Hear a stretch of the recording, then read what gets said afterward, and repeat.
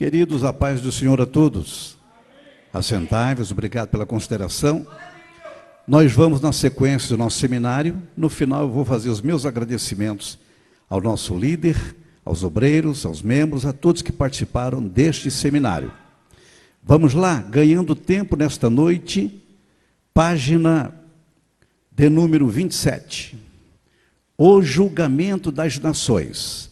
Vamos ler na Bíblia, Mateus 25, versículos 31 até o 46. E quando o Filho do Homem vier em sua glória, e todos os santos anjos com ele, então se assentará no trono da sua glória. E todas as nações serão reunidas diante dele, e apartará uns dos outros, como o pastor aparta dos bodes as ovelhas. E porá as ovelhas à sua direita, mas os bodes à esquerda. Então dirá o rei aos que estiverem à sua direita: Vinde, benditos do meu Pai, possuí por herança o reino que vos está preparado desde a fundação do mundo. Porque tive fome e deste-me de comer, tive sede e deste-me de beber, era estrangeiro e hospedaste-me, estava nu e vestiste-me, adoeci e visitaste-me, estive na prisão e fostes me ver. Então os justos lhes responderão dizendo: Senhor, quando te vimos com fome e te demos de comer, ou com sede e te demos de beber? E quando te vimos estrangeiro e te hospedamos, ou nu e te vestimos? E quando te vimos enfermo ou na prisão e fomos ver-te? E respondendo o rei, lhes dirá: Em verdade vos digo que quando o fizeste a um desses meus pequeninos irmãos, a mim o fizeste. Então dirá também aos que estiverem à sua esquerda: Apartai-vos de mim, malditos, para o fogo eterno, preparado para o diabo e seus anjos. Porque tive fome e não me destes de comer, tive sede e não me destes de beber. Sendo estrangeiro, não me hospedastes, estando nu, não me vestistes, e enfermo e na prisão, não me visitastes. Então eles também lhe responderão dizendo: Senhor, quando te vimos com fome ou com sede, ou estrangeiro, ou nu, ou enfermo, ou na prisão, e não te servimos? Então lhe responderá dizendo: Em verdade vos digo que quando a um desses pequeninos o não fizestes, não o fizestes a mim. E irão estes para o tormento eterno, mas os justos para a vida eterna. Ótima leitura. A primeira coisa que precisamos entender é que o texto que foi lido não trata do juízo final. Ele trata do julgamento das nações. Não são nações mortas, mas sim nações vivas. São as nações gentias que restarão vivas da grande tribulação. Vamos ver a simulação do julgamento? O local vai ser o Vale de Josafá. Joel 3, versículo 12. Suscitem-se os gentios e subam ao vale de Josafá, pois ali me assentarei para julgar todos os gentios em redor. Vamos ler Zacarias 14, 4 daqui a pouquinho. Escutem, é fundamental que você vá a Israel por várias razões. E uma delas é que você vai eliminar dúvidas. O Vale de Josafá será o palco do julgamento das nações. E os guias lá em Israel, eles afirmam que o Vale de Josafá é o mesmo Vale do Cedron. De forma alguma. São dois vales distintos. Ocorre que o Vale de Josafá não existe. Como é que Deus marcou um acontecimento no lugar e tal lugar não existe? Para Deus não é nenhum tipo de problema. O lugar não existe ainda, mas vai existir no futuro. Por favor, a leitura, Zacarias 14, 4. E naquele dia estarão os seus pés sobre o Monte das Oliveiras, que está defronte de Jerusalém para o oriente, e o Monte das Oliveiras será fendido pelo meio, para o oriente e para o ocidente, e haverá um vale muito grande, e metade do monte se apartará para o norte, e a outra metade dele para o sul. Vemos isto ontem à noite, dar-se-á no final da grande tribulação, e é literal. Jesus vai colocar os seus pés sobre o Monte das Oliveiras, o monte vai se fender ao meio. Aí a Bíblia diz: e haverá um vale muito grande. Este será o vale de Josafá, palco do julgamento das nações. O juiz será o próprio Senhor Jesus. A Bíblia diz que todas as nações estarão reunidas diante dele. O que a Bíblia quer dizer é que, obrigatoriamente, todas as nações gentias enviarão seus representantes ao vale de Josafá, para que todas possam ser julgadas por Cristo. A base do julgamento, o tratamento dispensado dos judeus durante a grande tribulação. Vai prevalecer aí a promessa que Deus fez a Abraão e a posteridade judaica, Gênesis 12, 3. E abençoarei os que te abençoarem, e amaldiçoarei os que te amaldiçoarem. No julgamento das nações, Jesus vai revelar como foi que cada nação gentia tratou Israel durante o período tribulacional. A razão do julgamento, determinar quais nações participarão do milênio. Um grupo já está certo que ficará na terra para participar do milênio. Será composto pelo remanescente de Israel, que se converterá a Cristo no final da grande tribulação. O outro grupo que ficará na terra para participar do milênio sairá deste julgamento aqui e será composto com exclusividade por nações gentias. Obrigado. Muito bem, então, simulando o julgamento, Jesus entronizado no vale de Josafá, as nações devidamente representadas diante dele. Os judeus não serão julgados, porque eles serão a causa do julgamento. Logo, eles vão auxiliar a Cristo neste julgamento. Aquelas nações que durante a grande tribulação vão se apiedar dos judeus, vão se solidarizar com os judeus, amparando-os, protegendo-os, elas serão chamadas de nações ovelhas e ficarão do lado direito do trono de Cristo. A Bíblia nos dá uma amostra parcial de duas nações que vão compor o rol das nações ovelhas. Preste bem atenção. Isaías 19, versículos 21 a 25. E o Senhor se dará a conhecer ao Egito, e os egípcios conhecerão ao Senhor naquele dia. E o adorarão com sacrifícios e ofertas, e farão votos ao Senhor e os cumprirão. E ferirá o Senhor ao Egito, ferirá e o curará, e converter-se-ão ao Senhor, e mover-se-á às suas orações e os curará. Naquele dia haverá a estrada do Egito até a Síria, e os assírios virão ao Egito, e os egípcios irão à Assíria, e os egípcios servirão com os assírios. Naquele dia Israel será o terceiro com os egípcios e os assírios, uma bênção no meio da terra, porque o Senhor dos exércitos os abençoará, dizendo: bendito seja o Egito, meu povo, e a Assíria, obra de minhas mãos, e Israel, minha herança. Perceberam aí as duas nações que foram citadas?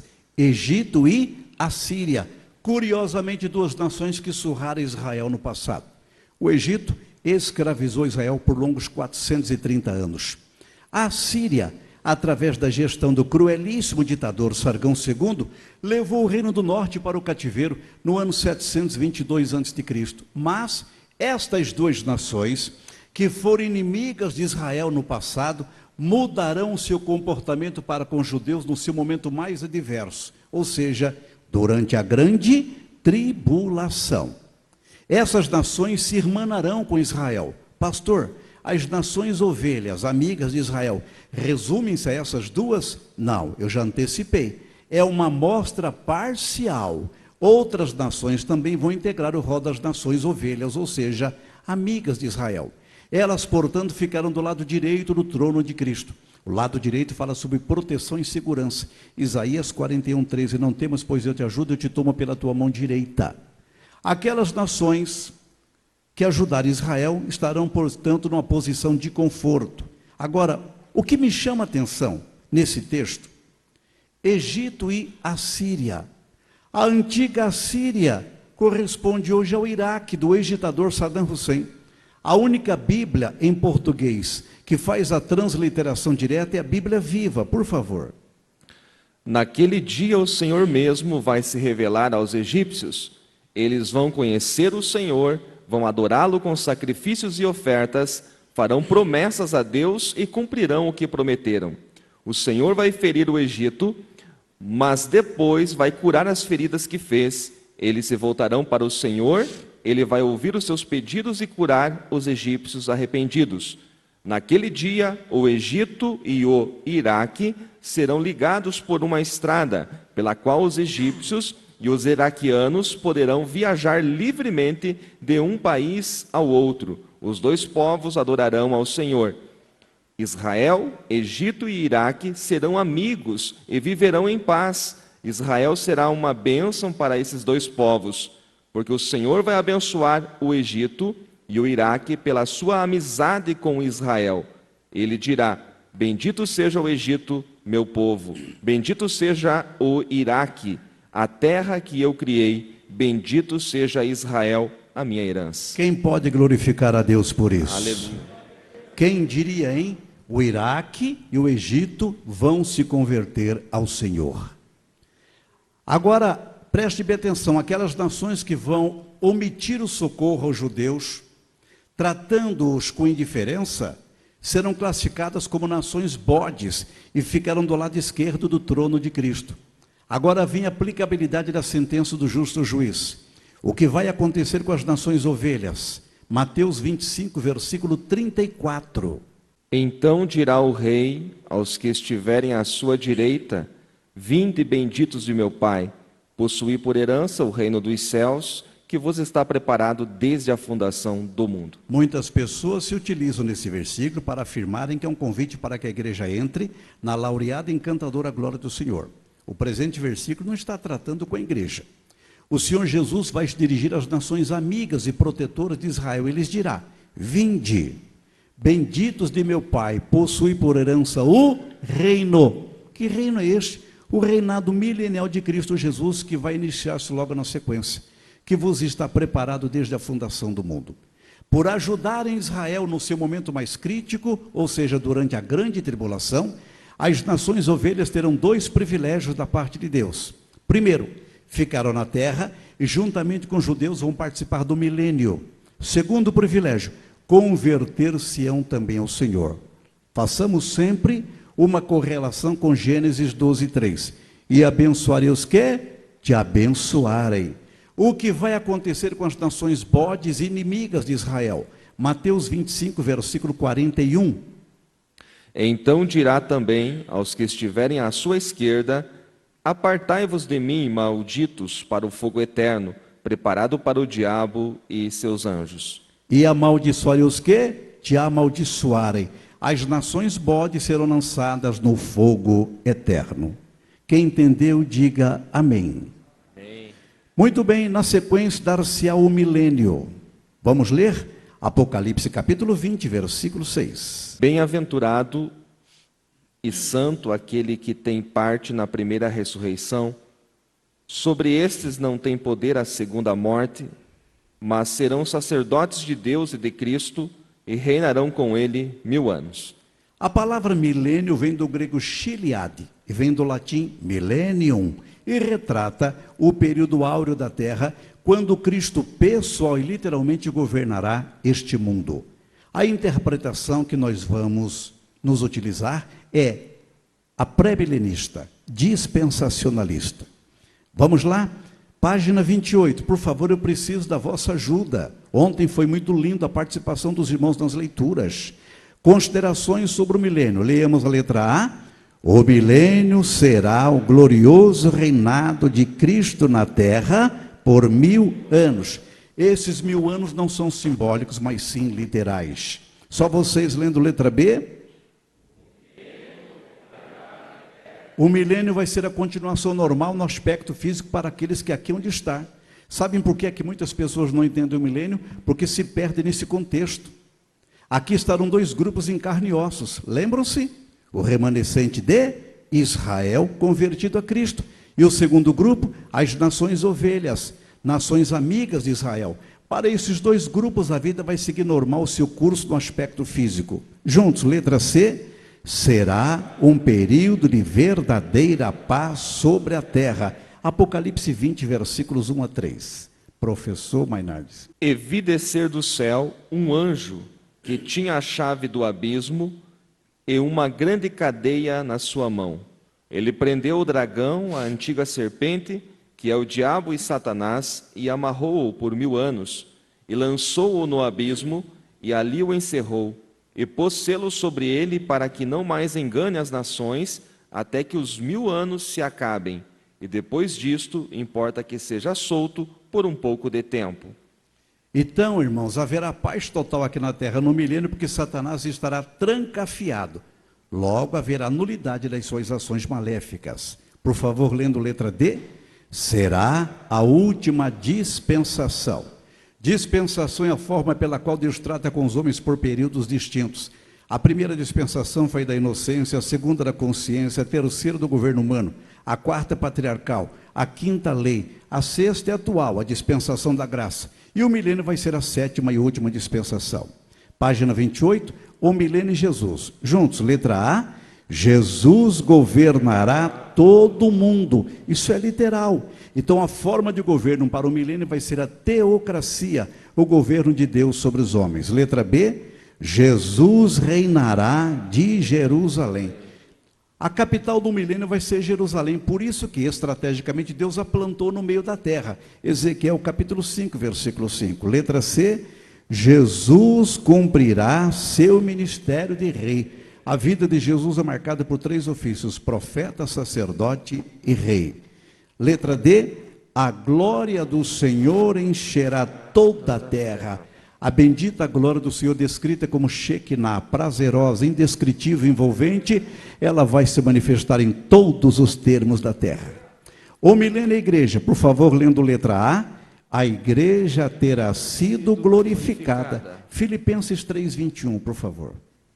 Que transformará o nosso corpo abatido para ser conforme o seu corpo glorioso, segundo o seu eficaz poder de sujeitar também a si todas as coisas. A igreja já terá passado pela transformação até mesmo por conta do arrebatamento da igreja. Nós então teremos corpos gloriosos, incorruptíveis. Agora, um corpo glorificado ou glorioso não é a mesma coisa que um corpo invisível. Quando Jesus ressuscitou, ele foi visto e foi tocado. Então a igreja no milênio vai estar glorificada. Vamos ler a letra B? A igreja estará na Jerusalém celeste. A Jerusalém celeste pairará sobre a terrestre. No milênio haverá Jerusalém terrestre, que vai ser a sede do governo de Cristo. Sob ela vai pairar a Jerusalém celeste. Gálatas 4:26. A Jerusalém que é de cima. É uma antecipação. Então esta Jerusalém que é de cima vai pairar sobre a terrestre. Onde a igreja em glória vai estar? Na Jerusalém celeste. Pastor, poderemos descer à terra? Poderemos, deveremos, porque nós reinaremos com o Senhor. Vocês se lembram do sonho de Jacó? Gênesis 28, 10-12. Jacó partiu de Berseba para Arã, o dia do judeu do nascer ao pôr do sol. Quando o sol se pôs na falta no travesseiro, ele colocou a cabeça na pedra depois de orar e teve um lindo sonho. Ele sonhou que uma escada ligava a terra ao céu e ele viu os anjos subindo e descendo por aquela escada. Temos aqui uma tipologia. O sonho de Jacó tipifica como vai ser a movimentação da igreja no milênio. A igreja glorificada vai estar na Jerusalém celeste, mas ela vai descer e subir e descer, e os homens verão a igreja de Cristo glorificada. O milênio Israel, por favor, juntos, lendo letra A. Israel terá sido totalmente ajuntado e purificado. Só nos Estados Unidos moram mais de 6 milhões de judeus. Quando é que os judeus estarão todos concentrados na sua terra? Apenas no milênio. Letra B, juntos. O templo estará reconstruído. Eu disse ontem que no início da grande tribulação, num acordo mediado pelo anticristo, ele vai convencer os árabes a demolirem a mesquita de Omar, que é velha e pequena. E ali os judeus vão reconstruir o seu templo. Quando, pastor? No início da grande tribulação. Mas o anticristo vai profanar o templo.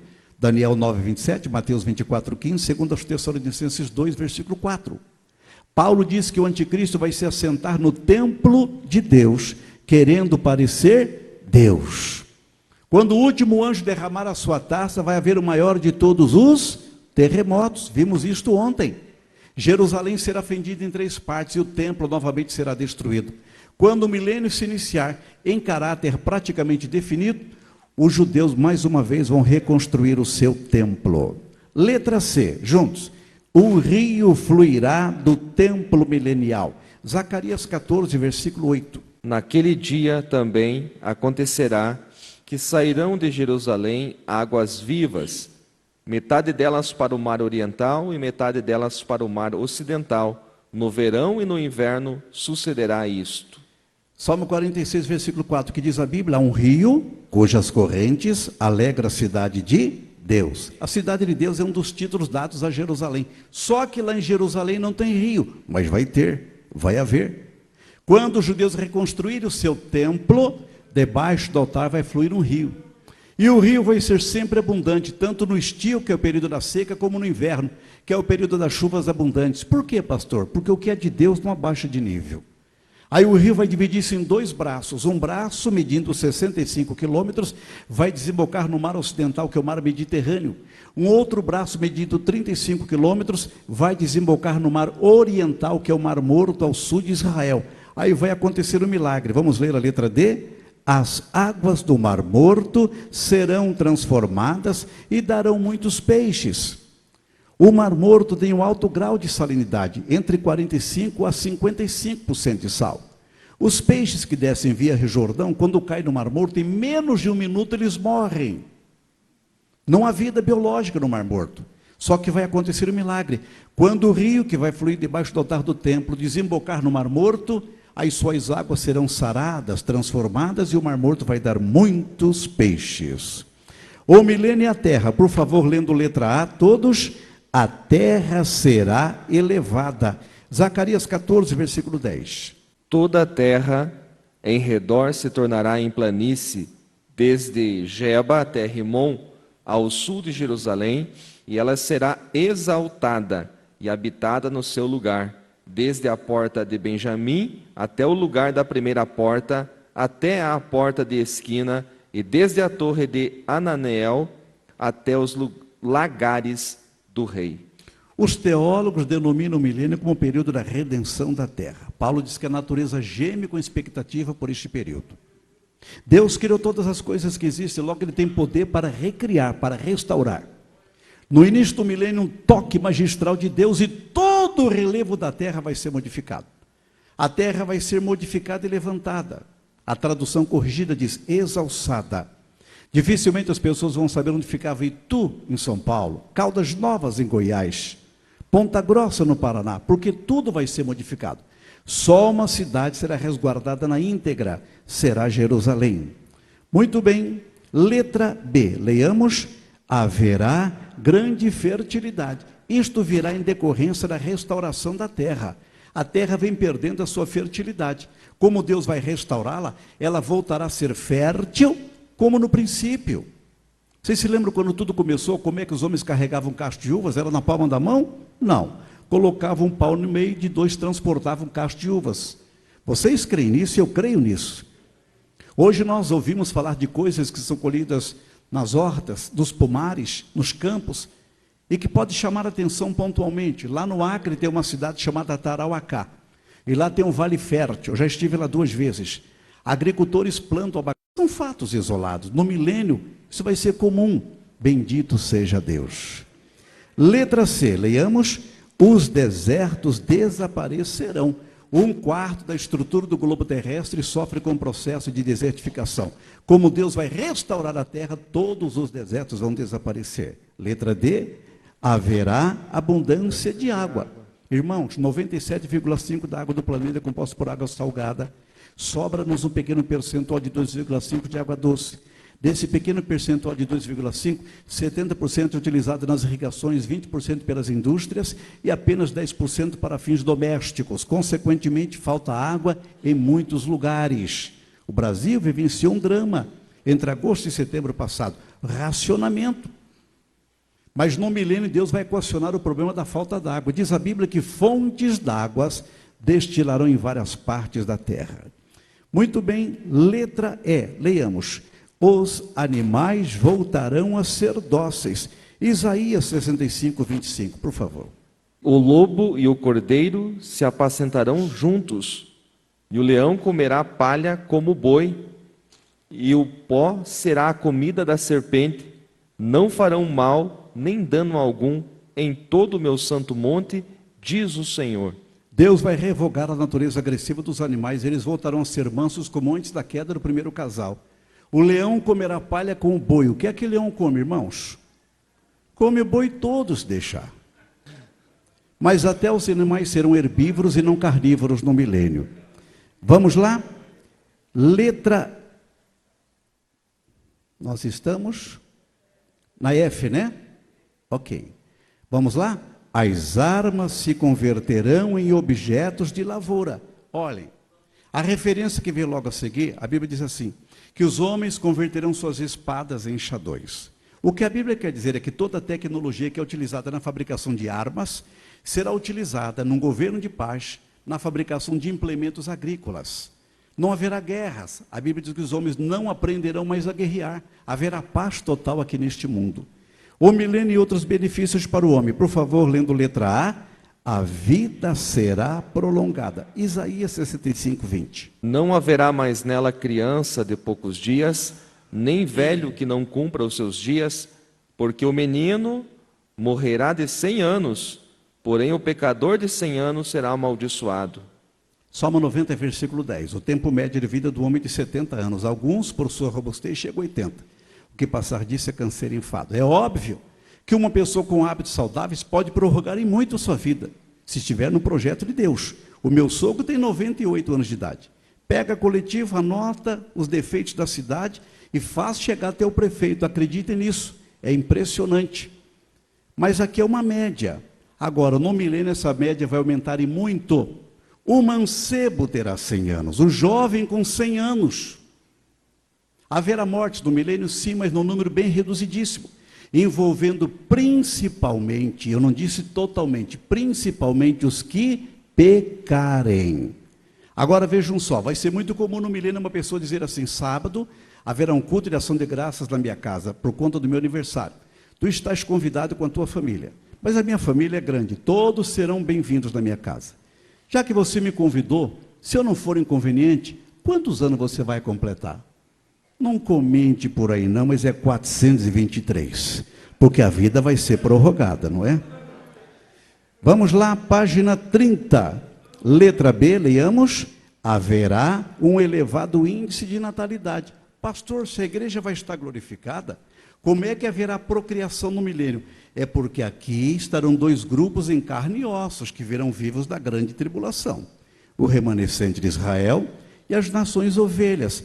Para esses dois grupos, a vida vai seguir normal o seu curso no aspecto físico. Juntos, letra C, haverá abundância de saúde. Morador nenhum vai dizer, enfermo estou. Não haverá cegos, surdos, mudos, paralíticos, nem loucos haverá. Quem sentir o mal-estar, basta que tome da água, que vai fluir debaixo do altar do templo, ou coma das folhas e frutos que brotarão suas margens e o mal-estar vai cessar. Letra D, haverá prosperidade para todos. Todos terão suas casas. Jesus vai dar um choque de gestão e vai ensinar como é que se governa com excelência, sem corrupção, sem desmandos. Todos terão casas próprias. Ninguém vai morar debaixo de marquise, debaixo de ponte, em banco de praça, em sarjeta. Todos terão dignidade. Letra E, não haverá idolatria. Os ídolos totalmente desaparecerão e os homens adorarão unicamente ao Senhor Jesus. Letra F, a saudação será, o Senhor te abençoe. Agora uma pergunta, haverá salvação no milênio? Sim, haverá abundância de salvação e Deus mesmo salvará o seu povo. Segunda pergunta, haverá pregadores no milênio? Sim, serão judeus. Eles falharam no que tange o cumprimento do ofício missionário no Velho Testamento, mas no milênio cumprirão com eficiência a nobre arte de simplesmente proclamar as boas novas de salvação. Uma afirmação, o Espírito Santo operará no milênio. A bela profecia de Joel, capítulo 2, versículo 28, que nos diz que o Espírito Santo será derramado sobre toda a carne, ela se cumprirá no milênio. Muito bem, o final do reino milenial. Meus amados irmãos, durante o milênio, a festa das cabanas, conhecida como festa dos tabernáculos, será preservada. E uma vez por ano, todas as nações deverão enviar a Jerusalém os seus representantes por conta desta festividade para celebrarem ao Senhor. Por incrível que pareça, algumas nações serão omissas, descumprindo esta determinação divina. Elas serão punidas com a falta de chuva. Por incrível que pareça, haverá um princípio de rebelião contra o governo de Cristo. Vamos ler? Isaías 66, versículos 23 e 24. E será que desde uma lua nova até outra, e desde um sábado até outro, virá toda a carne a adorar perante mim, diz o Senhor. E sairão e verão os cadáveres dos homens que prevaricarem contra mim, porque o seu verme nunca morrerá, nem o seu fogo se apagará, e serão um horror a toda a carne. Por incrível que pareça, como já antecipei, um grupo se levantará contra o governo de Cristo e este grupo será eliminado pelo Senhor. Os homens verão os corpos expostos e vão indagar o que houve. Aí haverá a resposta: estes se levantaram contra o governo de Cristo e foram fulminantemente eliminados pelo Senhor. Termina o milênio, Satanás será solto por um curto período de tempo. A última revolta de Satanás, página 31, Apocalipse 20, versículos 7 a 10. E acabando-se os 1000 anos, Satanás será solto da sua prisão e sairá a enganar as nações que estão sobre os 4 cantos da terra, Gog e Magog, cujo número é como a areia do mar, para as ajuntar em batalha. E subiram sobre a largura da terra e cercaram o arraial dos santos e a cidade amada. E de Deus desceu fogo do céu e os devorou. E o diabo que os enganava foi lançado no lago de fogo e enxofre, onde estão a besta e o falso profeta, e de dia e de noite serão atormentados para todo sempre. Irmãos, por quais razões Satanás será solto? Por 3 razões. Vamos ler comigo a letra A. Para provar os nascidos no milênio. Há algo que Deus nos deu e Ele mesmo respeita, é o livre-arbítrio. Os que nascerem no milênio não poderão desenvolver plenamente o livre-arbítrio neste período, porque Satanás estará preso. Solto Satanás, os nascidos no milênio confirmarão ou não a sua fé em Cristo Jesus. Deus não quer ninguém forçadamente junto a Ele. Charles Spurgeon disse assim: Cristo não arrasta ninguém pelos cabelos, Ele atrai pelo coração. Letra B, leiamos. Deus quer revelar a dureza do coração do homem e sua natureza pecaminosa. Por incrível que pareça, num período áureo, os homens vão desfrutar das bênçãos concedidas por Deus, e quando Satanás for solto, um grupo expressivo virará as costas para Cristo e seguirá ao diabo. Letra C, leiamos. Satanás é incorrigível. Ele passará 1000 anos na prisão e quando for solto não vai apresentar nenhuma alteração positiva. O que dá prazer no diabo é enganar. Solto, ele vai enganar um número expressivo de pessoas. E simplesmente partirá em direção à cidade amada e o arraial dos santos, que é Jerusalém. Um cerco será formado contra a santa cidade, aí Deus vai intervir. Deus mandará fogo dos céus, que vai consumir a todos os rebeldes. E na sequência Jesus vai justificar, porque disse no passado: eis que me é dado todo o poder no céu e na terra. Ele vai pegar o diabo e vai lançá-lo no lago que arde em fogo e enxofre, onde 2 assessores do diabo estarão à sua espera. Lembram-se quem são? O anticristo e o falso profeta. Muito bem, virem a página 32, o juízo final, Apocalipse 20, versículos 11 a 15. E vi um grande trono branco, e o que estava assentado sobre ele, de cuja presença fugiu a terra e o céu, e não se achou lugar para eles. E vi os mortos, pequenos e grandes, que estavam diante de Deus, e abriram-se os livros, e abriu-se outro livro, que é o da vida. E os mortos foram julgados pelas coisas que estavam escritas nos livros, segundo as suas obras. E deu o mar os mortos que nele havia, e a morte e o inferno deram os mortos que neles havia, e foram julgados cada um segundo as suas obras. E a morte e o inferno foram lançados no lago de fogo. Esta é a segunda morte. E aquele que não foi achado escrito no livro da vida foi lançado no lago de fogo. João viu um grande trono branco. O trono é grande porque fala da onipotência de Cristo. É branco porque fala de sua justiça, pureza e santidade.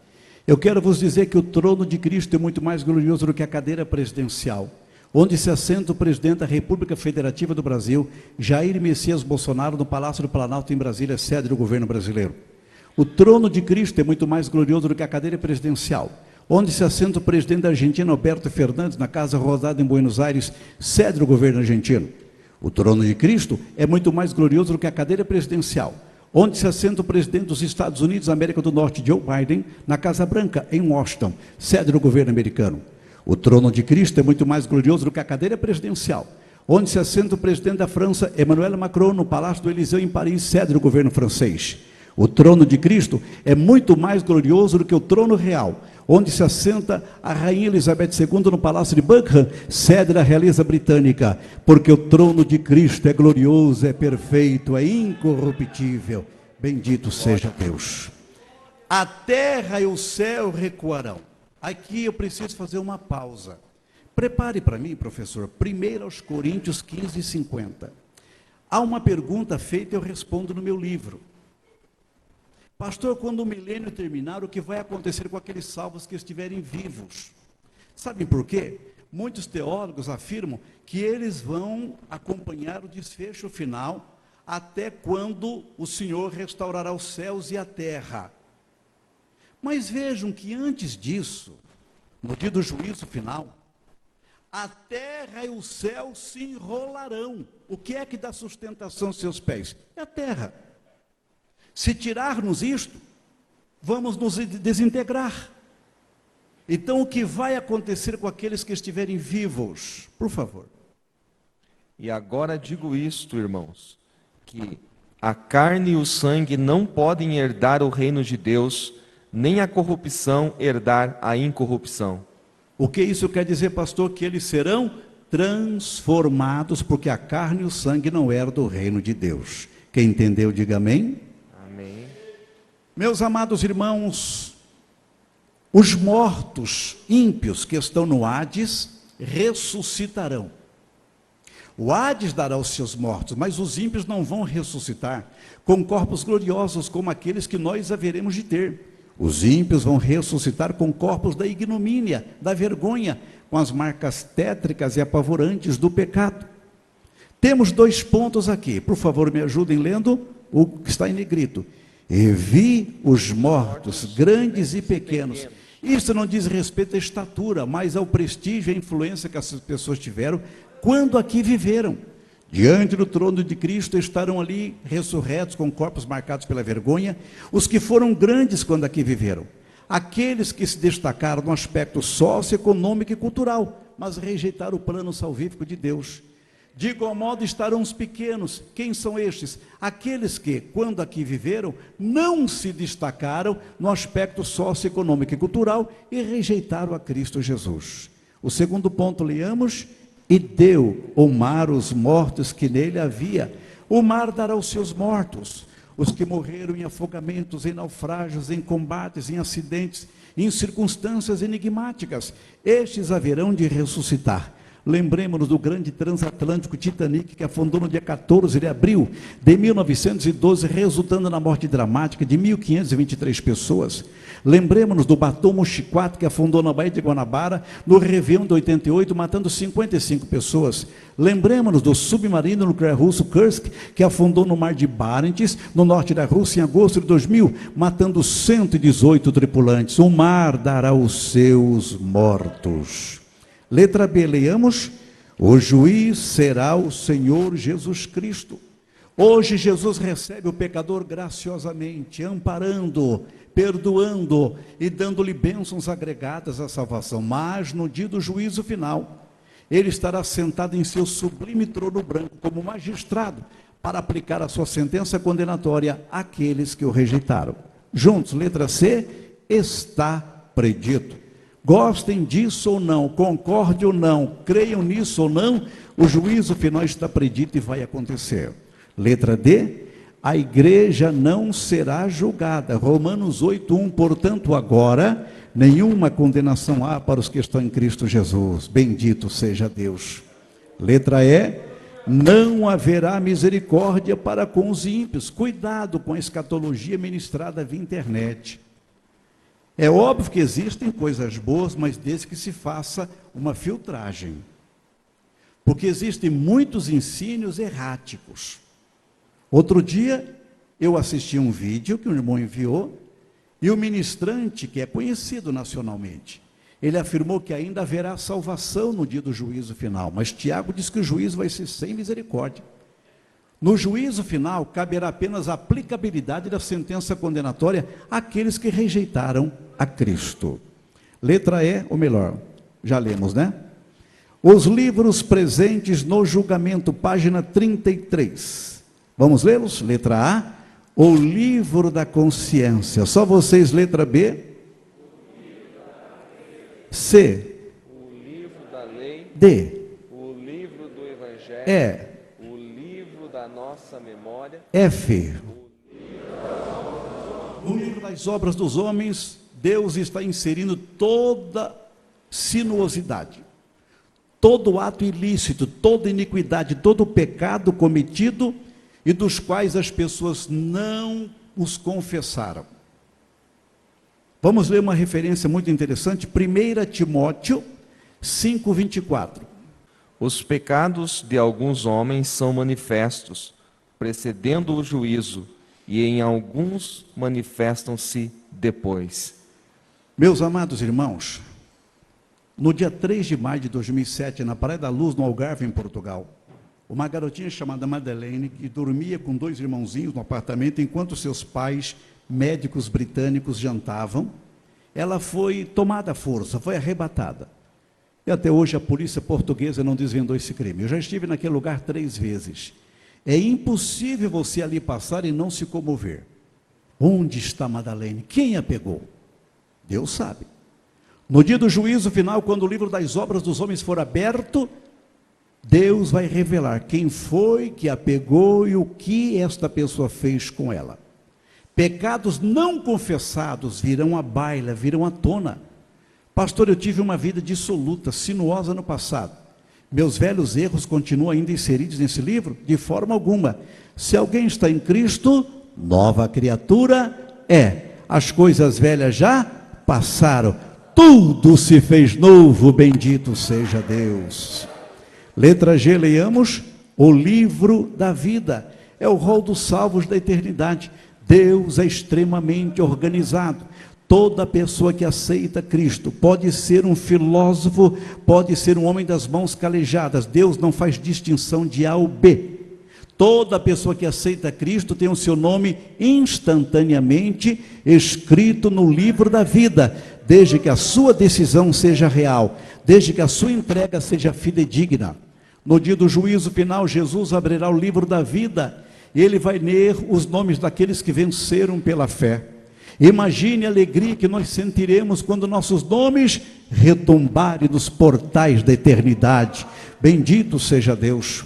Lá em Hollywood, Los Angeles, Califórnia, Estados Unidos da América do Norte, existe a calçada da fama.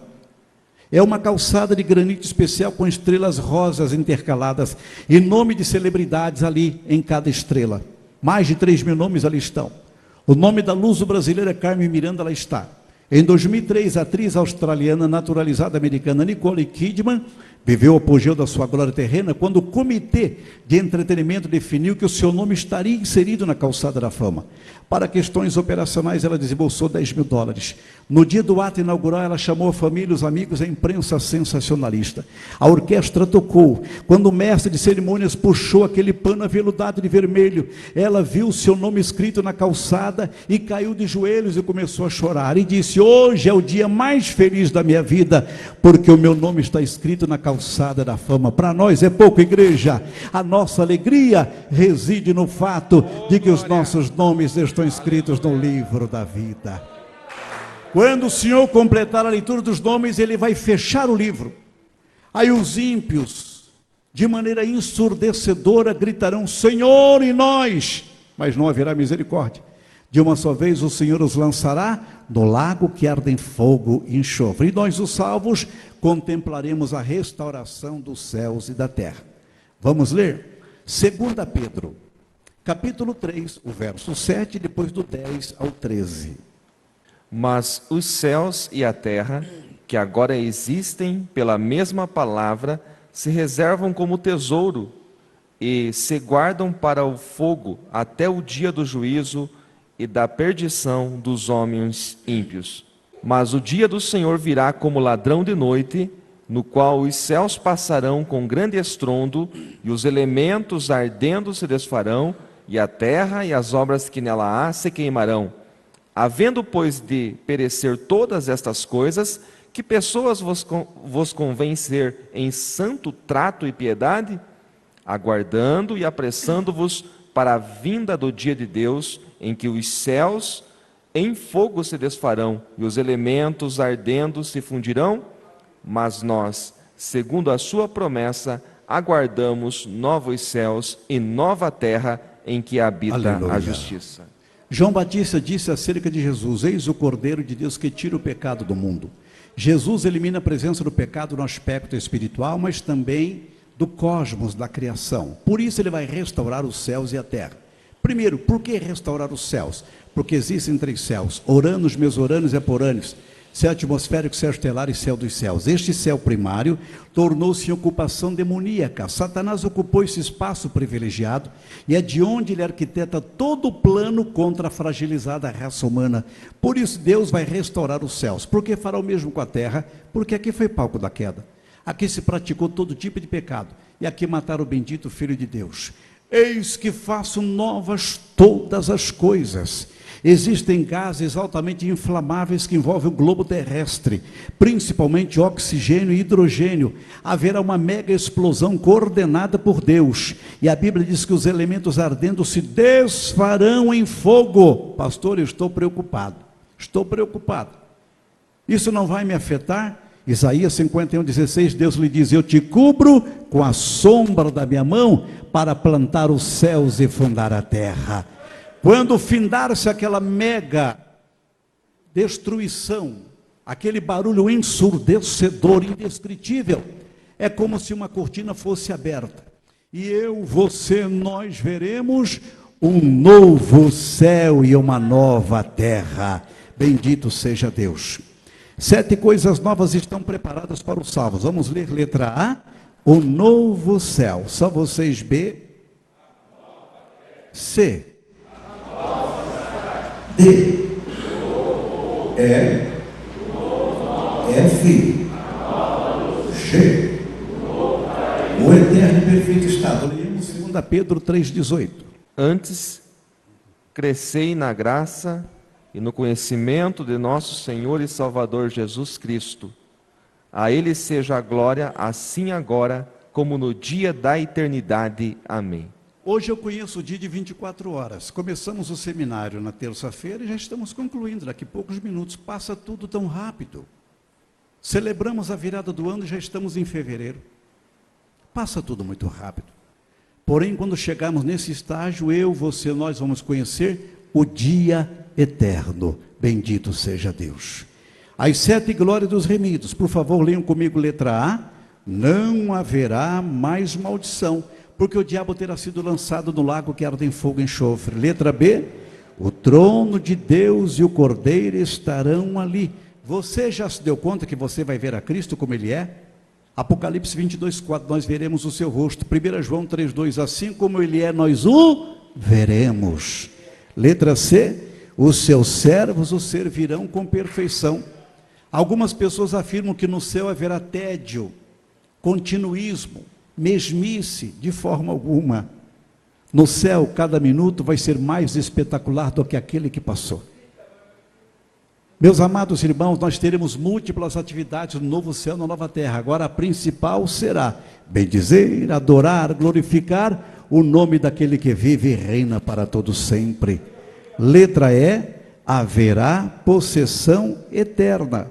Ou melhor, parece-me que eu pulei uma, né? Letra D, será dada uma visão eterna e perfeita. Quem não enxerga aqui, desde que sirva a Cristo, verá o rosto de Cristo e as cores da eternidade. Muito bem. Letra E, haverá possessão eterna. Tem muita coisa que eu já tive aqui, não tenho mais. A vida é assim.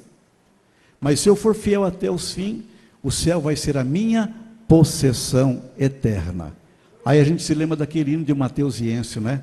Minha possessão eterna, bendito seja Deus. Letra F, o dia será eterno. No novo céu e na nova terra não haverá nenhum tipo de energia aqui praticada. Olha, eólica, fotovoltaica, hidrelétrica, atômica, termoelétrica e outras fontes. Pastor, vamos ficar no escuro? Jamais. Não haverá rede de alta ou baixa tensão, nem fibra ótica. O Cordeiro de Deus vai ser a nossa lâmpada e o dia vai ser eterno. Aleluia. Letra G, todos, o reino será eterno. Vamos à última aula, que é de apenas 15 minutinhos. Eu acelerei um pouco, irmãos, em função da nossa necessidade. Página de número 6, as 70 semanas de Daniel.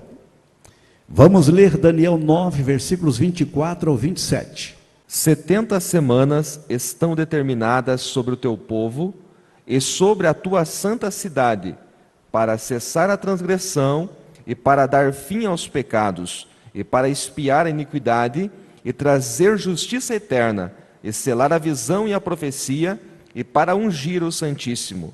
Sabe e entende, desde a saída da ordem para restaurar e para edificar a Jerusalém, até o Messias, o príncipe, haverá 70 semanas.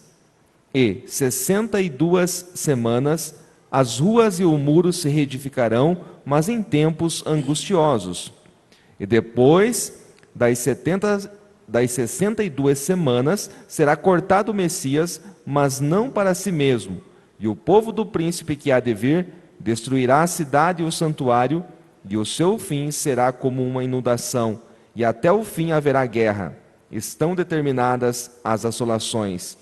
E ele firmará aliança com muitos por 1 semana, e na metade da semana fará cessar o sacrifício e a oblação, e sobre a asa das abominações virá o assolador, e isso até a consumação, e o que está determinado será derramado sobre o assolador. Prepare Levítico 25, versículos 3 e 4. Escutem, a primeira coisa que nós precisamos entender é que as 70 semanas sobre as quais profetizou Daniel não tratam de semanas de dias, mas sim de semanas de anos. 70 semanas de anos, portanto, totalizam quantos anos? 490 anos. Me responda, por favor. As 70 semanas do profeta Daniel referem-se a semanas de dias ou de anos? Anos. 70 semanas de anos totalizam quantos anos? 490 anos. Muito bem. Deus instituiu entre os judeus a lei do ano sabático. Vamos à leitura, Levítico 25, 3 e 4. 6 anos semearás a tua terra, e 6 anos podarás a tua vinha, e colherás os seus frutos. Porém, ao 7º ano haverá sábado de descanso para a terra, um sábado ao Senhor. Não semearás o teu campo, nem podarás a tua vinha. A lei do ano sabático dizia na sua essência que os judeus deveriam trabalhar na terra por 6 anos sucessivos, plantando, colhendo, mas no 7º ano, obrigatoriamente a terra deveria descansar. Por isso que a lei foi denominada ano sabático, ou seja, ano de descanso. Trabalhavam 6 anos e no 7º a terra descansava. Cada ano sabático era contado de 7 em 7 anos. Porém, os judeus não cumpriram esta lei, ao contrário, eles a violaram. Deus, então, meus amados irmãos, simplesmente trouxe à tona esta realidade, somando o tempo em que os judeus violaram a sua lei. Da monarquia ao cativeiro, eles violaram 10 anos sabáticos. Cada ano sabático era contado de 7 em 7 anos. Eles violaram 10 anos sabáticos. 10 vezes 7 dá 70. O que eles furtaram do Senhor foram pagar em Babilônia durante o cativeiro. Jeremias 29, 10, por favor. Porque assim diz o Senhor: certamente que passados 70 anos em Babilônia, vos visitarei e cumprirei sobre vós a minha boa palavra, tornando a trazer-vos a este lugar. Por que é que os judeus permaneceram em Babilônia 70 anos, e não 80, 90 ou 100?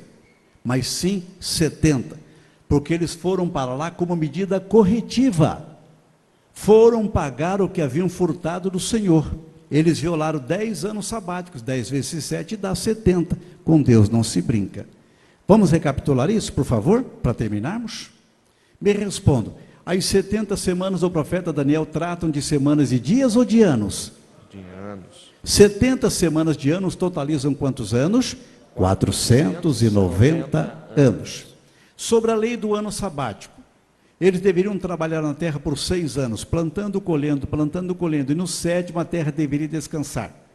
Eles não cumpriram esta lei, ao contrário, a violaram. Deus, então, simplesmente contabilizou os anos que foram violados do ano sabático. Da monarquia ao cativeiro, eles violaram 10 anos sabáticos, 10 vezes 7 dá 70. O que eles furtaram do Senhor foram pagar como medida corretiva em qual país? Babilônia.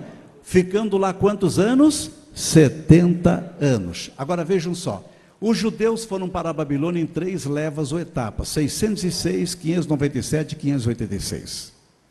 Depois de ficarem lá 70 anos, voltaram em 3 levas, 536, 457 e 445 a.C. Até aqui os irmãos entenderam, irmãos? Amém? Então vamos lá. Página de número 6, divisão e análise das semanas de anos. O estudo sobre as 70 semanas do profeta Daniel divide-se em 3 grupos de semanas.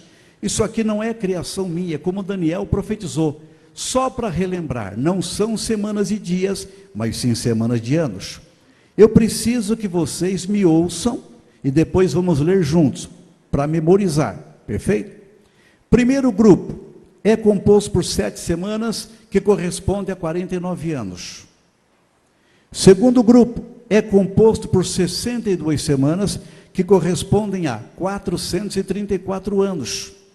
Terceiro grupo é composto por 1 semana, que corresponde a 7 anos. Então eu tenho 70 semanas de anos, que totalizam 490 anos. Vocês podem agora responder, mesmo que leiam pela apostila? Me respondam.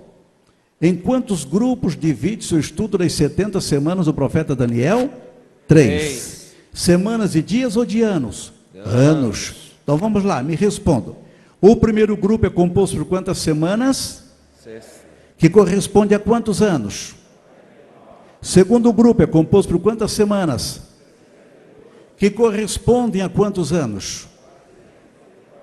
Terceiro grupo é composto por quantas semanas? 1, que corresponde a quantos anos? 7. Eu tenho 70 semanas, que totalizam 490 anos. Dá para falar isso sem olhar agora? Ah, pastor, é difícil. Difícil é fazer bobó de camarão. Isso aí é fácil. Ah? Tente não olhar na apostila. Vamos lá. Em quantos grupos divide-se o estudo das 70 semanas do profeta Daniel? 3. Semanas de dias ou de anos? Anos. Primeiro grupo é composto por quantas semanas? 7. Que corresponde a quantos anos? 49. Segundo grupo é composto por quantas semanas? 62. Que correspondem a quantos anos? 434. Terceiro grupo é composto por quantas semanas? 1. Que corresponde a quantos anos? 7. Eu tenho 70 semanas, que totalizam 490 anos. Parabéns. Porque, olhem, é o meu seminário de número 1015. 1015. Tem lugar que eu tenho que explicar isso aqui até 10 vezes. Porque é uma igreja que tem apego à palavra. Aí se faz toda a diferença. Parabéns, irmãos. O início da contagem. Vamos ler Neemias 2, versículo 1. E sucedeu, pois, no mês de Nisan, no ano 20º do rei Artaxerxes, que estava posto vinho diante dele, e eu peguei o vinho e o dei ao rei, porém eu nunca estivera triste diante dele. Surge um personagem estranho, Artaxerxes, ou Longímano. Ele era filho de Xerxes. Ele não era judeu. Ele foi um rei persa. Por que é que ele entra no contexto histórico? Porque Deus o usou para abençoar o seu povo. Muitas vezes Deus usa o ímpio para abençoar o justo. Foi ele quem assinou decretos, permitindo que os judeus voltassem do cativeiro para restaurar em Jerusalém os seus muros. Por favor, na página 7. 5 minutos eu vou terminar tudo. Olhe logo acima. A ascensão de Artaxerxes foi quando ele assumiu o seu reinado. Foi no ano 465 a.C. Mas, ao assumir o seu reinado, não foi de imediato que ele se sensibilizou com o drama dos judeus. Sabem quantos anos se passaram entre a sua posse e os benefícios que ele estendeu aos judeus? 20 anos. Por isso que a Bíblia diz, e no 20º ano do reinado do rei Artaxerxes. Então ele já estava reinando há quantos anos quando resolveu ajudar os judeus? 20 anos.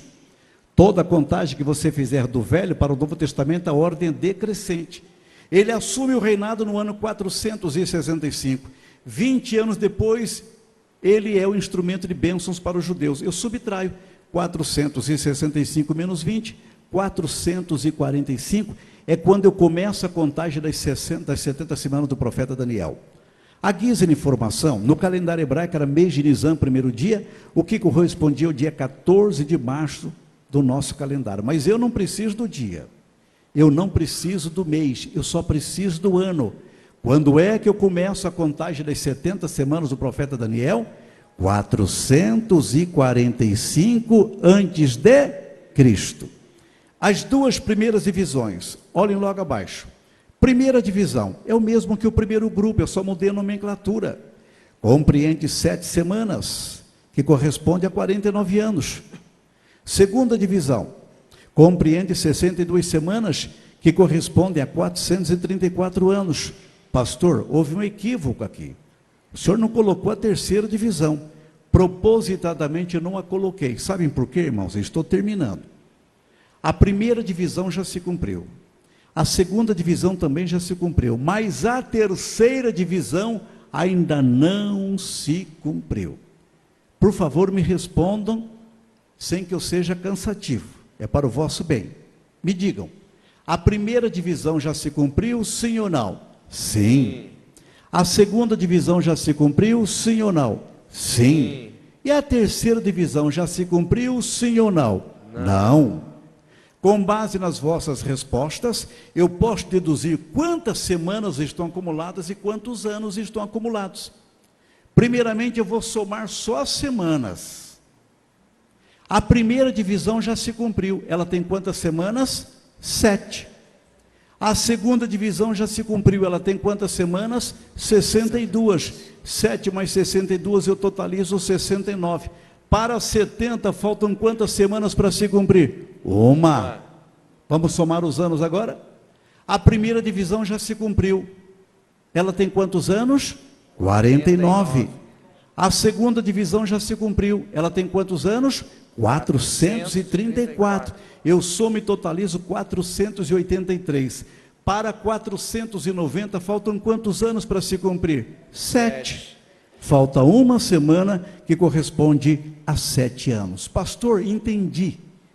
Mas por que a terceira divisão não se cumpriu? Por tua causa, por minha causa, por nossa causa, porque Deus nos amou e fez algo fantástico para que pudéssemos sermos partícipes do plano da salvação. 3 minutinhos para terminar. Como a primeira divisão já se cumpriu, eu vou eliminá-la no cômputo. Eu preciso que vocês me ajudem. Eu começo a contagem no ano 445 a.C. Eu vou eliminar a primeira divisão, ela já se cumpriu. Ela tem 7 semanas que corresponde a 49 anos. Eu vou abater os anos. Então vamos lá. A contagem simplesmente deve ser feita entendendo que ela é crescente ou decrescente? Decrescente, ótimo. 445 menos os 49 anos, eu vou chegar ao ano 396 antes de Cristo. Prepare para mim a última leitura, Daniel 9, versículo 26. Por favor, só prepare. A mesma coisa eu vou fazer com a segunda divisão, e aqui tem um probleminha. Quando eu eliminei a primeira divisão, a contagem parou no ano 396 a.C. Eu vou tentar eliminar a segunda divisão, ela tem 62 semanas que correspondem a 434 anos. Quando eu for fazer a operação matemática, vai me faltar 38 anos. Com quantos anos Jesus morreu, irmãos? 33. 33. Vocês sabiam que o nosso calendário está em atraso em 5 anos? 33 mais 5 dá 38. Deus, sabendo que nós esbarraríamos desse pequenino problema de cálculo, mostrou a Daniel quando a segunda divisão iria se cumprir. Daniel 9, versículo 26. E depois das 62 semanas, será cortado o Messias, mas não para si mesmo. E o povo do príncipe que há de vir destruirá a cidade e o santuário, e o seu fim será como uma inundação, e até o fim haverá guerras, estão determinadas as assolações. E depois das 62 semanas será tirado o morto Messias. Então a segunda divisão cumpriu-se com a morte do Senhor Jesus. Jesus veio para os judeus, mas estes não o receberam. O sacrifício de Cristo não poderia ficar em vão. Olhem como Deus nos ama. Com a recusa de Israel em aceitar a Cristo, Deus fez algo fantástico. Primeiro, ele paralisou a contagem. Ele é Senhor. Estão acumuladas 69 semanas, falta uma para se cumprir. Estão acumulados 483 anos, faltam 7 para se cumprir. Deus paralisou a contagem. Como Israel rejeitou a Cristo, Deus transferiu a oportunidade de salvação para nós, os gentios. Oh, amor glorioso! Oh, amor perfeito! Amor indescritível! Aí Deus abriu um parêntese e o denominou dispensação da graça, possibilitando o nascimento da igreja, Colossenses 1:26. O mistério que esteve oculto agora se manifestou. Se Deus não tivesse paralisado a contagem e não houvesse transferido a oportunidade de salvação para nós, os gentios, abrindo um parêntese, denominando dispensação da graça, eu não estaria aqui, tu não estarias aqui, não haveria este lindo templo em Telêmaco Borba, nós não iríamos para Israel, não haveria nada disso, mas Deus me amou, Deus te amou, Deus nos amou, bendito seja o nome do Senhor. O parêntese foi aberto para o surgimento da igreja. A igreja nasceu e cresceu, mas o parêntese ainda não foi fechado. Faltam quantas semanas para se cumprir? Uma. Quantos anos? 7. A mão de Deus caminha para fechar o parêntese. Quando Deus fechar o parêntese, denominado dispensação da graça, vai acontecer o arrebatamento da igreja. Aí Deus retoma a contagem das 70 semanas do profeta Daniel. Falta uma semana que corresponde a 7 anos. Quando a igreja for arrebatada, aqui na terra vai acontecer a grande tribulação, que vai durar quantos anos? 7. Que corresponde a quantas semanas? Uma. Bendiga o nome do Senhor por tudo isto nesta noite. Eu quero agradecer ao meu pastor presidente, pastor Altair, que é referência de um pastorado de excelência. Eu tenho profunda admiração pelo vosso pastor, ele é coluna nesse país, é um luzeiro para a nossa geração. Ajudem-no. Quero agradecer a pastora Lenay, quero agradecer ao pastor Marcelo, que é um fidalgo. O senhor é uma bênção, viu, pastor? A sua digna esposa, a sua filhinha também. Quero agradecer ao presbítero Daniel e ao cooperador Claudiele. Foram me buscar lá, eu não sei, mas eu acho que é eles quem vão me levar, pelo jeito, eles estão ali alegrinhos, né? Quero agradecer ao professor Márcio, obrigado por tudo, o senhor é bênção. Amém. E quando eu disse que eu entrei no seu canal, eu entrei e assisti 2 vídeos, o senhor está de parabéns. Quem aqui ainda não se inscreveu no canal dele no YouTube, por favor, fique tranquilo, não vai ficar triste não. Inscrevam-se, o canal dele é sensacional, sensacional, ele tem uma erudição, ele aplica com a didática diferenciada, parabéns, viu? Deus está te honrando e vai te honrar muito mais.